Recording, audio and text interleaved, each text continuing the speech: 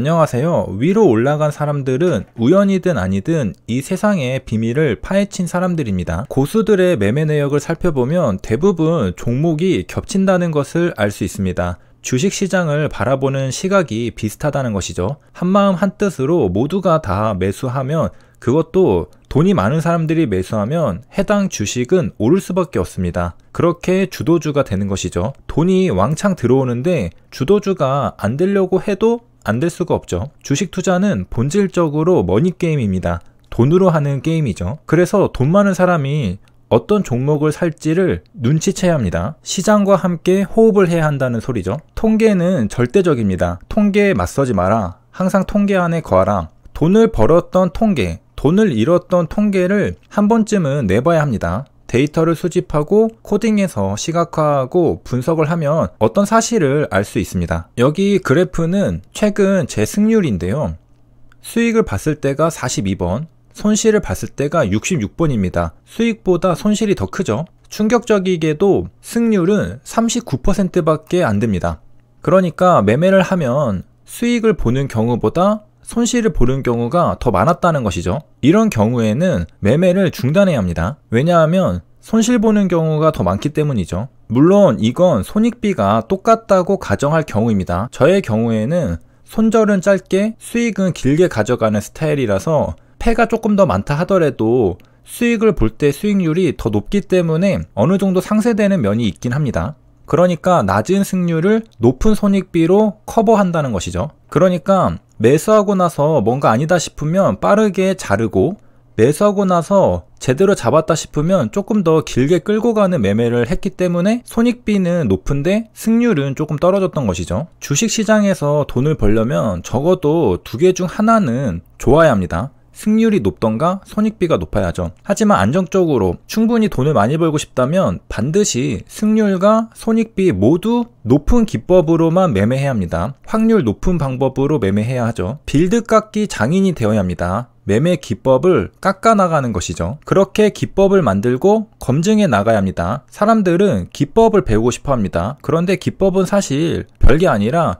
루틴입니다. 나만의 정형화된 매매 방법이 곧 기법이죠. 돌파 매매, 눌림 매매 이런 것도 기법이 될 수 있습니다. 저는 최근 위험이 크다고 판단한 돌파 매매를 제거했습니다. 큰 부분을 덜어내는 것이기 때문에 확실히 매매가 개선될 것이라 예상하고 있습니다. 기회를 놓치더라도 위험을 피하는 게 더 낫습니다. 돌파 매매로 수익을 볼 수 있는 기회를 놓치더라도 손실을 볼 수 있는 위험이 더 크기 때문에 돌파 매매를 안 하기로 결심한 것이죠. 이제 여기서 더 하면 안 된다는 느낌을 받았다면 그만둘 줄도 알아야 합니다. 만약 똑같은 매매를 하는데 시장에서 먹히지 않는다면 당분간은 매매를 쉬어야 합니다. 통계를 내보고 통계에서 벗어났다는 게 증명된다 싶으면 쉬어야 하죠. 물론 내 자신을 시장에 맞추는 방법도 있습니다. 하지만 나를 시장에 맞추기보다는 다시 그런 시장이 오기를 잠깐 기다리는 게 더 낫습니다. 사람은 잘 안 바뀌기 때문에 내가 시장에 겨우겨우 맞췄는데 또 시장이 바뀔 경우 엇박자가 날 수 있고 기본적으로 내가 고쳐지기도 쉽지는 않습니다. 이미 벌어진 건 어쩔 수 없습니다. 앞으로 최적화를 잘 하면 됩니다. 후회하지 말고 앞으로 후회하지 않을 선택을 하면 됩니다. 인생은 사실 합리화가 전부입니다. 후회하며 살 것인가, 미래의 후회를 막을 것인가 선택해야 하죠. 어차피 벌어진 일은 벌어진 것입니다. 되돌릴 수 없습니다. 그렇다면 남은 선택지는 사실 하나죠. 내가 지금 할 수 있는 걸 하는 겁니다. 죽기 직전의 사람도 어떻게든 살아보려고 노력하는 게 인생입니다. 위기가 왔다면 최대한 극복해보려고 노력해야 합니다. 사실 베스트한 최적의 상황은 별로 없습니다. 어딘가 약점이 있는 상태로 시작하는 것이죠. 누군가는 건강이 조금 안 좋은 상태로, 누군가는 집안 형편이 안 좋은 상태로 각자 핸디캡을 갖고 시작합니다. 그런 상황에서도 누군가는 극복하고 위로 올라갑니다. 내가 처한 상황을 탓할 필요는 없습니다. 앞으로 내가 잘하면 됩니다. 가만히 생각해보면 이 세상에서 완벽한 환경 속에 태어나는 사람은 단 한 명도 없습니다. 다 어딘가 하자가 있습니다.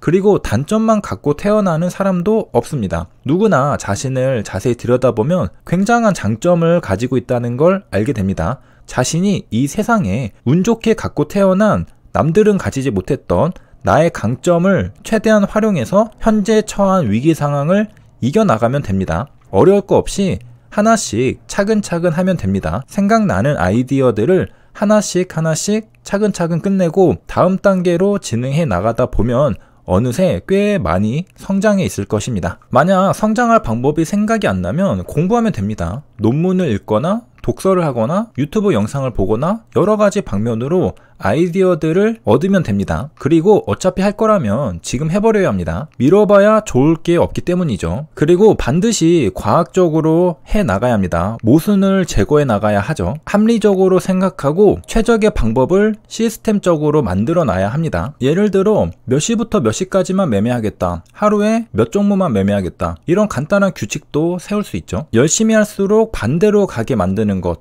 열심히 할수록 거꾸로 후진하는 것, 열심히 할수록 잘못되는 것, 무엇일까요? 바로 매매 횟수입니다. 매매를 많이 하면 계좌는 우하향합니다. 매매를 적게 할수록 계좌는 우상향하죠. 제 승률이 떨어졌던 이유도 매매를 많이 했었던 이유도 있습니다. 기다리면 항상 종목은 나옵니다. 그런데 내가 못 기다릴 뿐이죠. 그리고 조급해할 필요가 없습니다. 주도주는 매수할 기회도 충분하게 줍니다. 차트를 만들면서 올라가야 다른 투자자들도 따라 들어오기 때문에 살 기회는 반드시 있습니다. 만약에 그냥 다이렉트로 올리면 아무도 안 붙습니다. 왜냐? 먹을 자리가 있는지 없는지 좀 불확실하기 때문이죠. 그런 리스크 있는 자리는 아무도 안 들어가죠. 그래서 차트상 자리를 만들어주고 그렇게 가기 때문에 충분히 인내심을 가지고 기다리면 매매할 기회가 반드시 옵니다. 내동매매를 못 고치면 깡통인데요. 내동매매를 안 하기 위해서는 매매 기준을 정확하게 세워놔야 합니다. 근거 중심주의로 가야 하죠.